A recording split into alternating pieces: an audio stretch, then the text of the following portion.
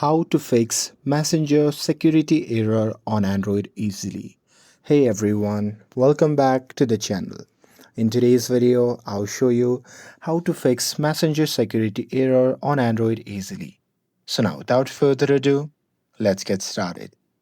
So here, let's start with the fix number one, that is to check date and time settings. So here, go to the settings and now here, once you're inside the settings, then simply tap on the search bar at the top and here simply type date and time and tap on it. And now here in this section, you can simply toggle on set time automatically and after that you can restart your phone. And once you do it, this alone will fix the issues for many users. And with that, moving forward to the fix number two, that is to check your internet connection.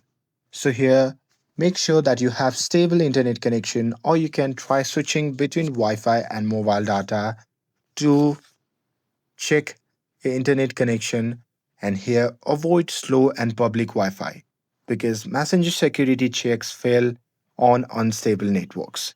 And with that, moving forward to the fix number three, that is to clear the messenger cache. So here simply long press on the messenger app icon and now from the pop-up menu just tap on app info. And now here, once you are inside the Messenger app settings page, then you simply have to tap on the clear data option shown in the bottom right corner of the screen. And now here from the pop-up menu, just tap on clear cache, but do not clear data unless necessary. And with that, moving forward to the fix number four, that is to update Messenger and Facebook app. So here simply open the Play Store and here once you're inside it, simply search for the Messenger app and Facebook app and if you found any update button then simply update it to the latest version because outdated version can often cause the security validation error. And with that, moving forward to the fix number five, that is to update Google Play services.